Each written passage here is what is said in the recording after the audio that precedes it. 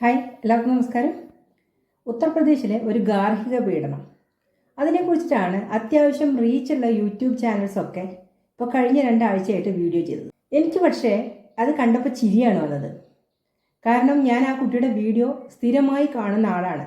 അതിൻ്റെ first video മുതൽ, അതായത് എൻ്റെ ആദ്യത്തെ വെഡ്ഡിങ് ആനിവേഴ്സറി ആണ് ഇവിടെ വന്നിട്ട് ഭർത്താവിൻ്റെ വീട്ടിൽ വന്ന ആദ്യത്തെ വെഡ്ഡിങ് ആനിവേഴ്സറി ആണ് എൻ്റെ അമ്മായിയമ്മ എനിക്ക് ഗിഫ്റ്റ് ചെയ്ത അലമാര എന്നൊക്കെ പറഞ്ഞ് കാണിച്ചുകൊണ്ട് ചെയ്ത വീഡിയോ മുതൽ കാണുന്ന ഒരാളാണ്. അതുകൊണ്ട് തന്നെ അന്ന് മുതൽ ഇന്ന് വരെ ആ കുട്ടി പറഞ്ഞിട്ടുള്ള കാര്യങ്ങളൊക്കെ എനിക്കറിയാം. അന്നത് അവരുടെ വീട്ടിലെ സിസ്റ്റം ഇങ്ങനെയാണ്. അതായത് UP-യിലാണ് താമസിക്കുന്നത്, അവരുടെ വീട് ബീഹാറിലാണ്. പക്ഷേ അവർ വളർന്നത് മുഴുവൻ കേരളത്തിലാണ്. കൊണ്ടോട്ടിയിലെ ഒരു തട്ടുകട പോലൊരു സ്ഥാപനം നടത്തിയിട്ട് ഈ പാനിപൂരി, നൂഡിൽസ്, അങ്ങനെ കുറേ സാധനങ്ങളൊക്കെ ഉണ്ടല്ലോ, അതൊക്കെ ഉണ്ടാക്കി കച്ചവടം ചെയ്ത് ഭാര്യയും ഭർത്താവും കുട്ടികളും കൂടി താമസിക്കുകയായിരുന്നു. ഇപ്പോൾ 1 വർഷമായിട്ടുള്ളൂ അവർ UP-യിൽ അവരുടെ ഭർത്താവിൻ്റെ വീട്ടിലേക്ക് പോയിട്ട്. അപ്പോൾ ഇപ്പോൾ അവിടെയാണ്. അത് പ്രത്യേകിച്ച് അവർ UP-യിലേക്ക് പോകാനുള്ള കാരണം ഉണ്ടായത്, ഭർത്താവിൻ്റെ വീട്ടിലേക്ക് പോകാനുള്ള കാരണം ഉണ്ടായത് അയാളുടെ സിസ്റ്ററുടെ മാരേജാണ്. അതിനോട് അനുബന്ധിച്ചിട്ടാണ് ഇവർ കേരളം വിട്ട് അങ്ങോട്ട് പോയത്. കേരളത്തിൽ താമസിക്കാനാണ് ഇഷ്ടം. നല്ല അസലായിട്ട് മലയാളം പറയുന്ന ബീഹാറുകാരിയായിട്ടുള്ള ഒരു പെൺകുട്ടി. എനിക്ക് തോന്നുന്നു അതിന് ബീഹാറിയേക്കാൾ കൂടുതൽ വശം മലയാളമാണെന്ന്. മലയാളത്തിൻ്റെ സംസ്കാരമാണ്, മലയാളത്തിൻ്റെ ആചാരാനുഷ്ഠാനങ്ങളാണ്, ജീവിത രീതികളാണ് എന്ന് എനിക്ക് തോന്നിയിട്ടുണ്ട്. കാരണം കഞ്ഞി കഴിക്കാൻ ഇഷ്ടപ്പെടുന്ന, ചോറിനോട് താല്പര്യമുള്ള, നമ്മുടെ ഫുഡിനോട് ഇഷ്ടമുള്ള ഒരു കുട്ടി. ഇപ്പോൾ UP-യിലൊക്കെ എന്ന് പറഞ്ഞാൽ നമുക്കറിയാം, പല തരത്തിലുള്ള ആചാരങ്ങളും ചിട്ടകളും ജീവിത രീതികളും ഒക്കെ ഉള്ള സ്ഥലമാണ്. നമുക്കൊന്ന് ചിന്തിക്കാൻ കഴിയാത്ത രീതിയിലുള്ള റെസ്ട്രിക്ഷനൊക്കെ ഉള്ള സ്ഥലങ്ങളാണ്. നമ്മുടെ നാട്ടിലും ഉണ്ട്. ഉൾനാടുകളിലൊക്കെ ചെന്ന് കഴിഞ്ഞാൽ പലതരത്തിലുള്ള റെസ്ട്രിക്ഷൻസും മരുമക്കൾക്കൊക്കെ ഉണ്ട്. ഇപ്പോഴും അതൊക്കെ ഫോളോ ചെയ്യുന്ന ആൾക്കാരും ഉണ്ട്. നമ്മൾ പലരും അത് അറിയാതെ പോകുന്നു എന്നതാണ് സത്യാവസ്ഥ. ഉൾനാടൻ ഗ്രാമങ്ങളിലൊക്കെ ചെന്ന് കഴിഞ്ഞാൽ ചില വീടുകളിൽ ഇപ്പോൾ ഈ അഞ്ജലി പറഞ്ഞ പോലെ തന്നെ ഭയങ്കരമായിട്ട് ഞെരുങ്ങി കഴിയുന്ന, അതായത് ഒരു സ്വാതന്ത്ര്യം ഇല്ലാതെ കഴിയുന്ന എത്രയോ മരുമക്കളുണ്ട്. എൻ്റെ ചുറ്റുവട്ടത്ത് തന്നെ അങ്ങനെ ഒരു സ്ത്രീയുണ്ട്. പരമ്പരാഗതമായിട്ട് അവരുടെ തറവാട്ടിൽ ഉണ്ടാവുന്ന സിസ്റ്റം ഫോളോ ചെയ്തു പോകുന്ന ആൾക്കാർ, അതായത് മെൻസസ് ആയി കഴിഞ്ഞാൽ ഇപ്പോഴും അടുക്കളയിൽ പ്രവേശിക്കാത്ത സ്ത്രീകൾ എൻ്റെ ചുറ്റുവട്ടത്ത് തന്നെ ഉണ്ട്. പറയാൻ അത്യാവശ്യം ഫോർവേഡ് ആയിട്ടുള്ളൊരു സ്ഥലത്ത് താമസിക്കുന്ന ആളാണ് ഞാൻ. ചുറ്റുഭാഗമുള്ള ആൾക്കാരൊക്കെ അത്യാവശ്യം നല്ല ഫോർവേഡ് ആയിട്ടുള്ള ആൾക്കാരാണ്. പക്ഷേ അവരുടേതായിട്ടുള്ള പാരമ്പര്യമായിട്ടുള്ള സിസ്റ്റം അനുഷ്ഠിച്ചു പോകുന്ന ആൾക്കാരാണ്. മച്ചിൽ ഭഗവതി ഉണ്ട്. അതുകൊണ്ട് തന്നെ മെൻസസ് ആയിക്കഴിഞ്ഞാൽ 4 ദിവസം അവർ അടുക്കളയിലോ അകത്തേക്കോ പ്രവേശിക്കില്ല. പുറത്തൊരു റൂമുണ്ട്. ആ റൂമിലാണ് ആ സ്ത്രീക്ക് താമസവും ഭക്ഷണവും ഒക്കെ അവിടെ തന്നെയാണ്. അത് ആ 4 ദിവസം അവർക്ക് റെസ്റ്റാണ്, കംപ്ലീറ്റ് റെസ്റ്റാണ്. ഒരു ജോലിയും ചെയ്യേണ്ട, അവർക്ക് അവരുടെ റൂമിൽ സ്വസ്ഥമായിട്ടിരിക്കാം. അവരുടെ കയ്യിൽ ഒരു ടച്ച് ഫോണോ അങ്ങനത്തെ സാധനങ്ങളൊന്നുമില്ല.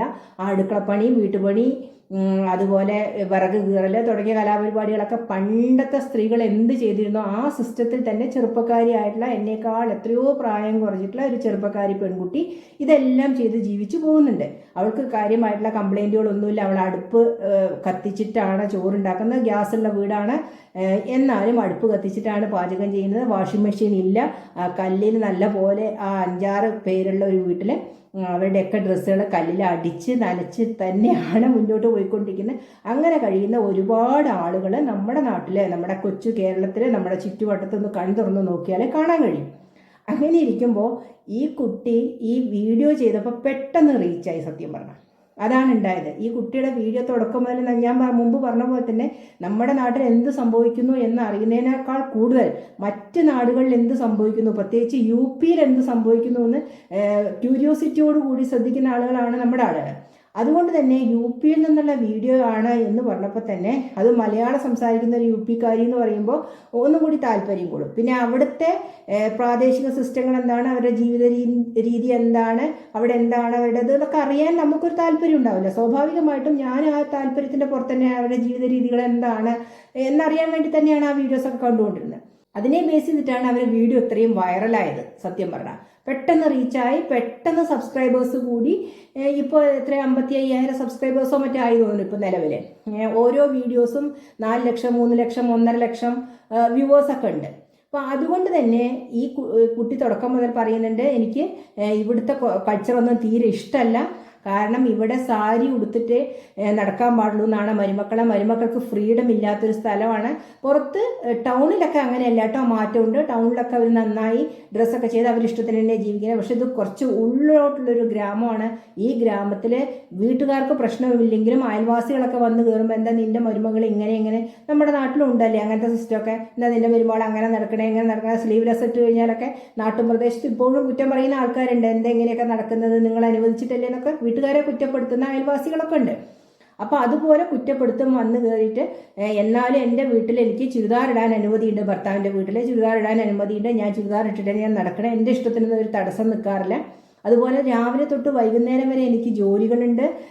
പിന്നെ ഞാനിങ്ങനെ അടുപ്പിലാണ് പാചകം ചെയ്യുന്നത്, ഇവിടെ ഭക്ഷണ രീതി ഇങ്ങനെയാണ് എന്നൊക്കെ പറഞ്ഞുകൊണ്ട് ഒരു വീഡിയോസൊക്കെ നിരന്തരം ഇട്ടിരുന്നു. 2 കുഞ്ഞുങ്ങളുണ്ട്, ആ കുഞ്ഞുങ്ങളുടെയൊക്കെ കാര്യം നോക്കിയിട്ട് വേണം എനിക്ക് വീഡിയോ ഇടാൻ എന്നൊക്കെ പറഞ്ഞുകൊണ്ട് ഒരു വീഡിയോ ഇട്ടിരുന്നു. നമുക്കറിയാം കുഞ്ഞുങ്ങളൊക്കെ ചെറിയ കുഞ്ഞുങ്ങളൊക്കെ ഉള്ള എല്ലാ വീട്ടമ്മമാരും ഇത്തരത്തിലൊക്കെ തന്നെയാണ് വീഡിയോ ഇടുന്നത്. ചില ആളുകൾക്ക് വീട്ടിലെ സപ്പോർട്ട് ഉണ്ടാവും, ചില ആളുകൾക്ക് വീട്ടിലെ സപ്പോർട്ട് ഉണ്ടാവില്ല. സപ്പോർട്ട് ഇല്ലാതെ തന്നെ ഈ കുഞ്ഞുങ്ങളെയും വെച്ച് വീഡിയോ ഇടുന്ന എത്രയോ സ്ത്രീകളുണ്ട്. ജീവിതമാർഗം മുന്നോട്ട് കൊണ്ടുപോകണം, ഒരു വരുമാനം കിട്ടുകയാണെങ്കിൽ അങ്ങനെ ആയിക്കോട്ടെ എന്ന് ചിന്തിച്ച് ഇതിലേറെ കഷ്ടപ്പാട് സഹിച്ച് വീട്ടിലുള്ള ഭയങ്കരമായിട്ടുള്ള കുറ്റപ്പെടുത്തലുകളും പരിഹാസവും ഒക്കെ അവഗണിച്ച് മുന്നോട്ട് പോകുന്ന എത്രയോ വീട്ടമ്മമാർ നമ്മുടെ ചുറ്റുമുണ്ട്. പക്ഷേ അതൊന്നും അല്ലാതെ ഈ കുട്ടിയുടെ സങ്കടം എല്ലാവരും ഏറ്റെടുത്തു. ഇങ്ങനെയൊക്കെയുള്ള പരിമിതികളായ ചുറ്റുപാടുകൾ നിന്നുകൊണ്ട് അത് വീഡിയോ ചെയ്യുന്നുണ്ടല്ലോ എന്ന് പറഞ്ഞുകൊണ്ടായിരിക്കണം എല്ലാവരും കണ്ടുകൊണ്ടിരുന്നത്. അപ്പം തന്നെ പറയുന്നുണ്ട് എനിക്കിവിടെ അഡ്ജസ്റ്റ് ചെയ്യാൻ പാടാണെന്ന് പറയുമ്പോൾ അവിടെയുള്ള കുറേ അധികം ആളുകൾ, മരുമക്കളായി പോയ കുറേ അധികം ആളുകൾ അതിനടിയിൽ കമൻറ്റ് ചെയ്തിട്ടുണ്ട്, ഞങ്ങളും ഇവിടുത്തെ മരുമക്കളാണ്, ഞങ്ങൾക്ക് ഇത്തരത്തിലുള്ള പ്രശ്നങ്ങളൊന്നും ഇല്ലല്ലോ എന്ന്. അതിന് ആ കുട്ടി ഒരു Q&A സെഷൻ വെച്ചിട്ട് അതിന് മറുപടി പറയുന്നുണ്ട്, ഞാൻ പറഞ്ഞത് എൻ്റെ കാര്യമാണ്, എൻ്റെ ചുറ്റുപാടുള്ള കാര്യമാണ്, ഇവിടെ മൊത്തത്തിലുള്ള അവസ്ഥയല്ല, മൊത്തത്തിലൊക്കെ ഒരുപാട് മാറ്റങ്ങൾ വന്നിട്ടുണ്ട് എന്ന് പറയുന്നുണ്ട്. അവരുടെ വീട്ടിൽ വിരുന്ന് വന്ന ഒരു സ്ത്രീ വളരെ ഭംഗിയായി സാരി ഉടുത്ത് മേക്കപ്പ് ചെയ്ത് ലിപ്സ്റ്റിക് ഒക്കെ ഇട്ട് നല്ല സുന്ദരിയായിട്ട് വന്നു പോകുന്നത് നമ്മൾ കണ്ടതാണ്. അപ്പോൾ അവിടെ അതിനൊന്നൊരു തടസ്സങ്ങളൊന്നുമില്ല. അതുപോലെ അവരുടെ ഫാമിലിയുടെ കൂടെ ഇരുന്നിട്ട് അവർ ഭക്ഷണം ഉണ്ടാക്കുന്നതൊക്കെ ഇവർ വീഡിയോ ചെയ്ത് അപ്ലോഡ് ചെയ്തിട്ടുണ്ട്. അപ്പോൾ അതിനും അവർക്ക് എതിർപ്പില്ല. എന്നിട്ടാണ് പെട്ടെന്നൊരു സുപ്രഭാതത്തിൽ വന്നിട്ട് അയ്യോ എനിക്കിവിടെ സഹിക്കാൻ കഴിയുന്നില്ല, എനിക്ക് പ്രശ്നമാണ്, എനിക്ക് വീഡിയോ ഉണ്ടാക്കാൻ കഴിയുന്നില്ല, ഞാൻ വീഡിയോ ഇടുന്നതിന് ഇവിടെ ഭയങ്കര പ്രശ്നമാണ്, അമ്മായിയമ്മയ്ക്ക് പ്രശ്നമാണ്, നിങ്ങളെല്ലാവരും എന്നെ ഇട്ടിട്ട് പോവുമോ എന്നൊക്കെ ചോദിച്ച് ഭയങ്കരമായിട്ട് കരഞ്ഞുകൊണ്ടൊരു വീഡിയോ ചെയ്ത്. ആ വീഡിയോ ആണ് നമ്മുടെ കുറേ മലയാളികളായിട്ടുള്ള യൂട്യൂബേഴ്സ്, അത്യാവശ്യം പ്രശസ്തരായിട്ടുള്ള യൂട്യൂബേഴ്സ് എടുത്ത് വീഡിയോ ചെയ്ത് അയ്യോ UP-യിൽ ഇങ്ങനൊരു പെൺകുട്ടി പീഡനം അനുഭവിക്കുകയാണല്ലോ, ഗാർഹിക പീഡനം അനുഭവിക്കുകയാണല്ലോ എന്ന് പറഞ്ഞുകൊണ്ട് വീഡിയോ ചെയ്ത്. ഒന്നുമില്ലെങ്കിൽ ഇവരെ ഈ കുട്ടിയുടെ മുന്നത്തെ വീഡിയോകളൊന്നും കണ്ടിട്ടില്ല, കാണാതെ ഈ ഒരു വീഡിയോ മാത്രം കണ്ടിട്ട് പ്രതികരിച്ച ആൾക്കാരായിരിക്കണം. കാരണം ഇത്രയധികം പ്രശ്നങ്ങളുണ്ടോ ആ വീട്ടിലൊരു വീഡിയോ ചെയ്യണ ഇത്ര പ്രശ്നമുണ്ടോ എന്നൊക്കെ ചിന്തിച്ചിട്ട്. പക്ഷെ മുന്നത്തെ വീഡിയോ കണ്ട ആളുകളാണെങ്കിൽ അവർക്ക് കാര്യം മനസ്സിലായിട്ടുണ്ടാവും. അപ്പോൾ അവർ അത്രയ്ക്ക് എതിർപ്പൊന്നും ഇവരോട് കാണിക്കാറില്ല. ആ വീട്ടിലെ ജോലികളൊക്കെ ചെയ്യണം, മരുമകളുടെ ഉത്തരവാദിത്തമാണ് ആ വീട്ടിലെ ജോലികളൊക്കെ ചെയ്യുക, അവരുടെ സിസ്റ്റമാണ്. മരുമക്കൾക്ക് ഇത്ര ഫ്രീഡം കൊടുക്കാൻ പാടുള്ളൂ എന്നൊരു സിസ്റ്റം അവർ ഫോളോ ചെയ്യുന്നുണ്ട്. ചില കുടുംബങ്ങളിൽ അങ്ങനെയാണ്. അപ്പോൾ അതുകൊണ്ട് തന്നെ അതൊക്കെ കഴിഞ്ഞിട്ട് നീ വീഡിയോ ചെയ്യുകയാണെങ്കിൽ ചെയ്തോ എന്ന് പറഞ്ഞിട്ടുണ്ടാവണം. അതിൻ്റെ പേരിൽ 2-3 ദിവസം കുട്ടിക്ക് വീഡിയോ ഇടാൻ കഴിയില്ല. പക്ഷേ കുട്ടി ഭയന്നു പോയി. എന്താ സത്യം പറഞ്ഞാൽ ഉണ്ടായറിയോ? പെട്ടെന്നുണ്ടായ റീച്ച് 2 ദിവസം വീഡിയോ ഇടാതെ വന്നു കഴിഞ്ഞാൽ എല്ലാവരും അൺസബ്സ്ക്രൈബ് ചെയ്ത് പോവോ, ഇനി എൻ്റെ വീഡിയോ കാണാൻ ആരും ഉണ്ടാവില്ലേ എന്നൊരു ഭയം വന്നു.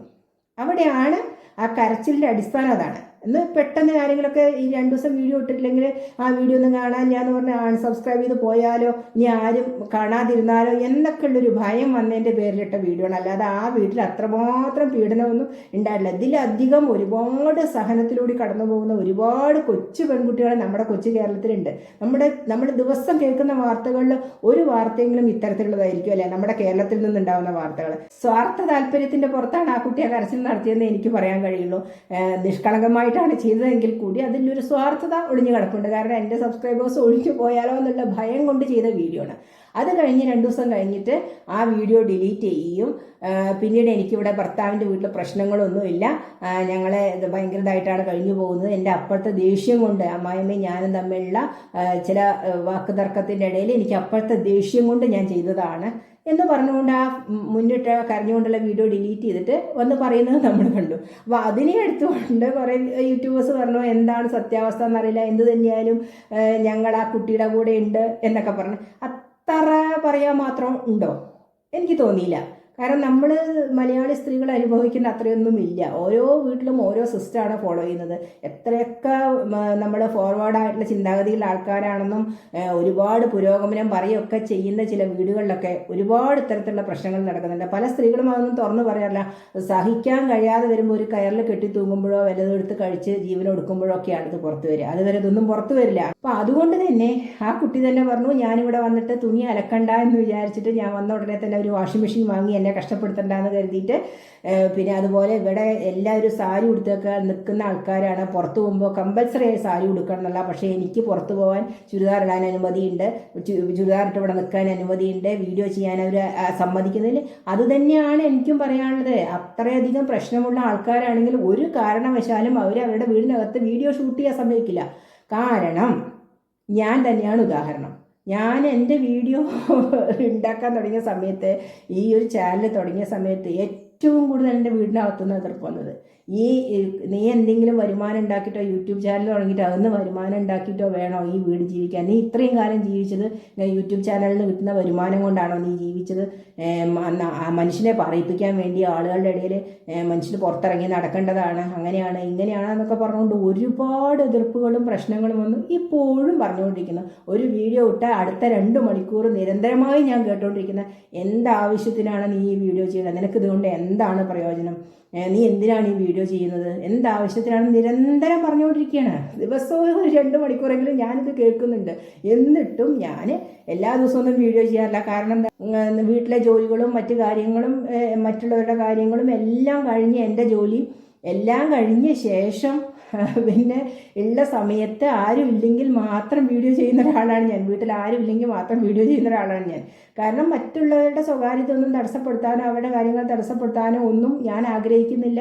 കാരണം എല്ലാത്തിലും ഉപരി എൻ്റെ ഫാമിലിയാണ് മുഖ്യമെന്ന് ഞാൻ കരുതുന്നു. എനിക്ക് വേണമെങ്കിൽ പറയാം, ഞാൻ ഒരു ഇൻഡിപെൻഡൻ്റ് ആയിട്ടുള്ള വ്യക്തിയാണ്, എനിക്കൊരു ജോലിയുണ്ട്, ഞാൻ ആ വരുമാനത്തിൽ ജീവിക്കുന്ന ആളാണ്. അപ്പോൾ അതുകൊണ്ട് തന്നെ എൻ്റെ കാര്യം നോക്കാൻ എനിക്കറിയാം. നിങ്ങൾ നിങ്ങളുടെ കാര്യം നോക്കൂ എന്ന് പറയാൻ എനിക്കറിയാം. പക്ഷേ ഫാമിലിയുടെ കെട്ടുറപ്പ് എന്ന് പറഞ്ഞാൽ എല്ലാവരും കൂടി അഡ്ജസ്റ്റ് ചെയ്ത് പോകുന്നതാണെന്ന് ഞാൻ വിശ്വസിക്കുന്നു. അതുകൊണ്ട് തന്നെ നീ വീഡിയോ ചെയ്യേണ്ടെന്ന് പറഞ്ഞിട്ട് എത്രയോ പ്രശ്നങ്ങളൊക്കെ ഉണ്ടായി. തുടക്കകാലത്തൊക്കെ ഒരുപാട് ഇഷ്യൂസ് ഉണ്ടായി. അതിനൊക്കെ ഓവർകം ചെയ്തുകൊണ്ട് എൻ്റെ ഒരു എൻ്റർടൈൻമെൻ്റ് ആണ് ഇത് എന്ന രീതിയിലാണ് ഞാൻ മുന്നോട്ട് പോയിക്കൊണ്ടിരിക്കുന്നത്. പക്ഷേ അത് ആരെയും ഇറിറ്റേറ്റ് ചെയ്യിപ്പിച്ചുകൊണ്ട് ആവരുതെന്ന് നിർബന്ധമുള്ളത് കൊണ്ട് ചിലപ്പോൾ ആഴ്ചയിൽ ഒരിക്കലും ഒരു വീഡിയോയെ ചെയ്യുള്ളൂ, അല്ലെങ്കിൽ മാസത്തിൽ ചിലപ്പോൾ 4 വീഡിയോയെ ചെയ്യുള്ളൂ. മോള് ഹോസ്റ്റലിൽ നിന്ന് വരുന്ന സമയത്ത് വീഡിയോസേ ചെയ്യാറില്ല. കാരണം എപ്പോഴെങ്കിലും വരുന്നതാണ്. സ്വാഭാവികമായിട്ട് അവൾക്ക് നല്ല ഫുഡ് ഉണ്ടാക്കി കൊടുക്കണം, നല്ല രീതിയിൽ ടേക്ക് കെയർ ചെയ്യണം, അവൾക്ക് പുറത്ത് പോകാനുണ്ടാവും, അങ്ങനെ ഒത്തിരി കാര്യങ്ങളുണ്ടാവും. അപ്പോൾ അതിൻ്റെ ഇടയിൽ ഞാനിതൊന്നും ചെയ്യാറില്ല. പക്ഷേ എനിക്ക് ആകെ കുറഞ്ഞ സബ്സ്ക്രൈബേഴ്സേ ഉള്ളൂ. അതിൽ ഒരു 30 പേര് ഇറങ്ങിപ്പോയി കഴിഞ്ഞാൽ അയ്യോ കഷ്ടമായല്ലോ, എൻ്റെ സബ്സ്ക്രൈബേഴ്സ് പോയല്ലോ, ഞാൻ വീഡിയോ ചെയ്യാത്തതുകൊണ്ട് എന്ന് പറഞ്ഞ് വിഷമിക്കുന്ന ഒരാളല്ലാത്തതുകൊണ്ട് ഞാനത് ബോദർ ചെയ്യാറില്ല. കാരണം എനിക്ക് തോന്നുമ്പോൾ ഞാൻ സബ്സ്ക്രൈബേഴ്സ് കൂടിയോന്നോ കുറഞ്ഞോന്നോ ഒന്നും നോക്കാതെ എനിക്ക് താല്പര്യമുള്ള വിഷയം ഞാൻ വന്ന് ഷെയർ ചെയ്യുന്നു. അങ്ങനെയുള്ള ആളുകളുണ്ട്. അപ്പോൾ ഞാൻ ഒരു ഉദാഹരണം പറഞ്ഞേ ഉള്ളൂ. അങ്ങനെയുള്ള ആളുകളും ഉണ്ട് നമ്മുടെ ചുറ്റും. അപ്പോൾ അതുകൊണ്ട് അങ്ങനെ മുന്നോട്ട് പോകുന്ന ആളായതുകൊണ്ട് തന്നെ എനിക്കിത് കണ്ടപ്പോൾ സത്യം പറഞ്ഞാൽ ചിരിയാണ് വന്നത്.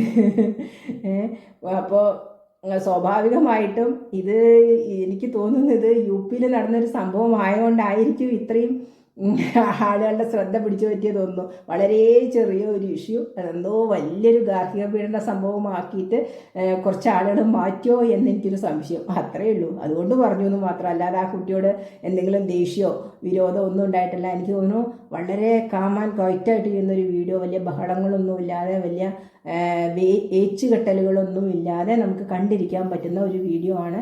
എൻ്റെ സംസാരമൊക്കെ അങ്ങനെ തന്നെയാണ്. നമുക്കത് ഇഷ്ടമാണ്. അതുകൊണ്ടാണ് നമ്മൾ ആ ചാനൽ കാണുന്നതെന്ന് ആ കുട്ടിക്ക് തിരിച്ചറിയാൻ കഴിഞ്ഞിട്ടില്ല. അതിൻ്റെ വിചാരം എന്ന് പറഞ്ഞാൽ അത് ഡെയിലി വീഡിയോ ഇടുന്നത് കൊണ്ട് എല്ലാവരും കാണുന്നു എന്നാണ്. അത് ഡെയിലി വീഡിയോ ഇട്ടിട്ടില്ലെങ്കിലും എപ്പോഴെങ്കിലുമൊക്കെ ഇട്ടാലും കാണാൻ ആളുണ്ടാവും. കാരണം വേറൊരു സ്റ്റേറ്റിൽ അവരുടെ ജീവിത രീതി എങ്ങനെയാണെന്ന് അറിയാൻ നമുക്കൊരു ക്യൂരിയോസിറ്റി ഉണ്ടാവും. സ്വാഭാവികമായിട്ടും ആ ക്യൂരിയോസിറ്റി തന്നെയാണ് ആ കുട്ടിയുടെ വീഡിയോയിലേക്കുള്ള ആകർഷണം എന്നാണ് എനിക്ക് തോന്നിയിട്ടുള്ളത്. അതത് മനസ്സിലാക്കിയിട്ടില്ല.